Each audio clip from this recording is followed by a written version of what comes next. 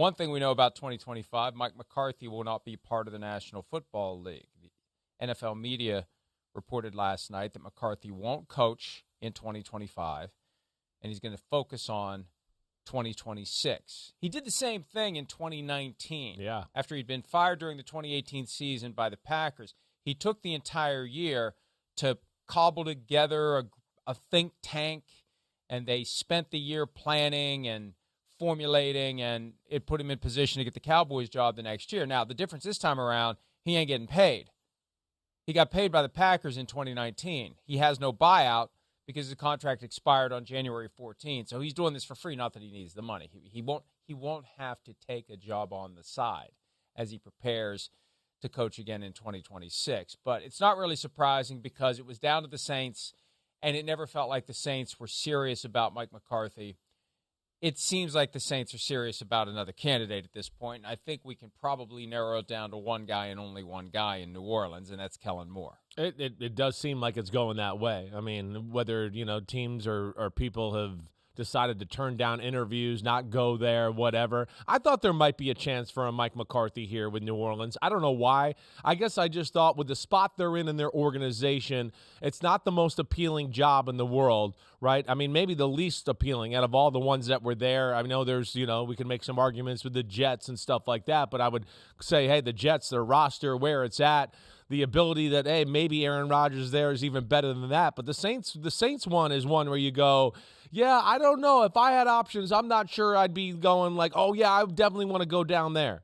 And I thought maybe that because McCarthy's lack of options, where the Saints are in their organizational process right now, which is not great, that maybe they would look to him to lead them into the future. But obviously that's not happening. It does seem like Kellen Moore. Well, and I'll make this observation as well because it's comical, it's frustrating, it's evidence that is constantly available that the folks who rely on information and access will say something good about any and all candidates when they're interviewed, when they're hired. Great hire, great idea, great thought, great person, great this, great that, because they want the people to return their phone calls and answer their texts. But the NFL media report just automatically interjects McCarthy into a top candidate for the next cycle. Yeah. I mean, he was available this year, and two of the teams interviewed him, the Bears and the Saints, and he was 0 for 2. Now, he doubled the Bill Belichick interviews from a year ago, but it could be that there won't be interest in him next year. He might have some work to do. The Jaguars didn't interview him. The Jets didn't interview him. The Raiders didn't interview him. Yeah. Tom Brady. Right. His wealth of knowledge over the last 20 years. Maybe he's talked to Aaron Rodgers about the lack of discipline in Green Bay. And, Chris, the Michael Irvin podcast from the other night, 20-minute rant. Right. Michael Irvin said that the Cowboys under McCarthy, they didn't have Saturday night meetings. That's crazy. They don't have curfew. Yeah. Right? Yeah. And it might be Jerry Jones is too cheap to pay for the ballroom. We're playing a football game. We're not having a damn wedding here. I said that yesterday with just as bad of an impersonation of Jerry Jones. But those are all questions that you have to ask yourself. Tom Brady's been around football since before Mike McCarthy was a head coach. When Tom Brady got started, Mike McCarthy was the offensive coordinator of the Saints. So they've had 4 or 5 years with him already anyway. If you scratch the surface on McCarthy, do you find people who say maybe it isn't as tight of a ship as you want to run? Maybe there are some flaws there. He's still won, but what was our big complaint last year, the year before that? Something's missing in the postseason. Something's happening when it's time to try to advance in the playoffs. And if you're not on your P's and Q's, if you're not self-scouting yourself, that's when it all catches up to you. The lack of high-level detail catches up to you when the stakes are the highest, and maybe that's why the Raiders went Pete Carroll. Well, yeah. And didn't even talk to Mike McCarthy. Right. Well, yeah, he's not going to excite a lot of people. I mean, you've heard my complaints about his offense and things that through the years, right? There's things there that you want more. He does a lot of good. The meat and potatoes are good.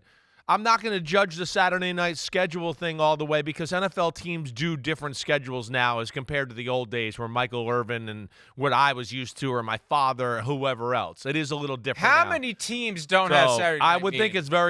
it's very few, if like not the only one, right? That is an odd one for me, for sure. That was the first time I've heard that. Now, some teams don't practice on Fridays anymore, and then they do a little more of a practice on Saturday and have a full day that way. So that's where things are a little different there, and I'm not exactly sure, but I haven't heard of a team, or certainly I don't know any of the coaches I'm friends with that don't have meetings on Saturday night. To your point too, yes. I mean, fan base, like, luster, you're not, that's where, like, Chicago, Mike McCarthy, I feel like the Bears fans would have been like, okay. I mean, yes, there's good, but is it great? Does it excite people? The big games, the moments you're talking about. A lot of the times that's coaching, finding out little tricks, creative plays. Oh, my gosh, look what they broke out today. And it felt like they never really did that in Green Bay or Dallas. And that's why there was some underwhelming losses to teams that weren't as good as them that beat them. So, like, to your point, yeah, I hear you there, Mike. I hear you there. And, yeah, McCarthy, I don't know what happened here. I haven't heard enough. This kind of broke late last night. I haven't talked to enough people, but I thought there was more of a chance. Mike McCarthy is 174, 112, and 2 in the regular season, a career winning percentage of 608. Sean Payton, 170 and 105, a career winning percentage of 618. Payton's 9-9 in the postseason. McCarthy is 11 and 11. So, that Payton mindset of obsessively looking for plays that he can install in a walkthrough in the ballroom that Jerry doesn't want to pay for at the hotel the day of the game. That's the thing that might ultimately be the difference between Payton and McCarthy. Those extra wins that Payton has from a percentage standpoint, it might just be a direct byproduct of constantly pushing and pushing and pushing to come up with a play that's going to make a difference at the right time. I hear you there. And the biggest thing is the difference there, and to me, and that the records are close and everything you're saying there is, the difference is Mike McCarthy went Brett Favre to Aaron Rodgers. That was huge. Sean Payton went, I have damaged Drew Brees, and let me work with him for a year or two to get him going until he's totally healthy and do all that. And I think also on top of that, the other part of this and why they're viewed so differently is Mike McCarthy has lost a lot more games in his career where you went, they weren't supposed to lose that game. And that's not the case with Sean Payton, right? And that's where I come back to there's a difference there, and maybe that's the difference you're talking about, the little details, whatever, the extra plays, all of that. But I can rattle off a number of games in Mike McCarthy in Green Bay and Dallas where you go, that was underwhelming. That didn't look good. Sean Payton, on the other hand, I can go to like Minnesota versus Kirk Cousins in the wild card round a few years ago, and maybe that was about the only time I can go, that was a game maybe they should have won or they were the better team, but they didn't get it done that day. Other than that, I don't see like postseason failures where I'm like, oh my gosh, how did they lose to that team, right? And there's a few of those with Mike McCarthy. And one last thing about McCarthy, too, and I know that the Cowboys issued the statement and pushed to reporters the idea that they never negotiated with Mike McCarthy. Well, first of all, what the hell were you doing for 8 days after the regular season ended when you know the clock's ticking on this guy's contract expiration and they announced the day before the contract was due to expire that they haven't negotiated? That's a load of crap. They had an impasse over the length of the deal. Jerry wanted a short-term deal. McCarthy wanted a longer-term deal. And I wonder if, in hindsight, the fact that McCarthy didn't find a seat before the music stopped playing, I wonder if he has any regrets he didn't just take the deal that Jerry offered. Right. Or is he relieved to get the hell out of that, I was going to say glory hole, and now I did. Is he thrilled to be done with all of that, where the owner takes all the oxygen out of the room and the coach has to manage that along with trying to coach his team? Yeah, I don't know. You're right, but I think there's probably a part of them. Certainly. I mean, we know when the quarterback of a football team that won 3 Super Bowls with the guy that's owning the football team comes out and basically says coaches are not empowered by the Dallas Cowboys. That's all you need to hear. That's all there is to it. I mean, it's freaking Troy Aikman. When he says that, obviously there's that issue, and that's why there was times we stuck up for Jason Garrett and we stuck up for Mike McCarthy at times and all of that, because we know that recipe there in Dallas is hard for any head coach, and it's not really a recipe for success, and we haven't seen them have any success with that recipe yet. And I think it kind of all says it, it all says it all right there. Well, and we saw it Monday.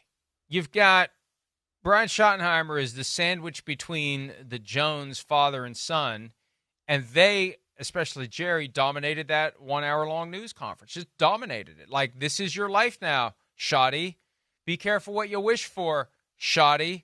You got a team to coach, but you also have Jerry and Steven, who are constantly going to be doing things that make it harder for you to do what you're trying to do. Sound bites twice a week on radio, post-game media scrum, charging fans to walk through the facility and point and stare and gawk at the players while they're trying to work. You get the full experience now. And for a guy who's 51, career assistant, it felt like his ship was never going to come in.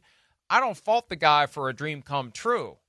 But, that dream can turn into nightmare quickly when you get to the day in and day out of having to deal with Jerry Jones. Yeah, 100%, Mike. I don't disagree. We know, and that's why there's issues there, and there's issues in Dallas, and they've underwhelmed in big moments, and they underwhelm in the offseason, and it's King Jerry, and just whatever he says goes, and that's hard to be a successful football team that way. The fans are starting to figure it out, though. Last year we kind of discerned that this really isn't about trying to win Super Bowls. This is about trying to make money, and I think the fans are figuring it out, and the fans are tapping out, and we'll see if that leads to some sort of an unexpectedly strong performance from the Cowboys this year that gets people back in the fold. Hi, it's Mike Florio. Thanks for watching PFT on YouTube. Hit subscribe for the latest news and analysis from Pro Football Talk.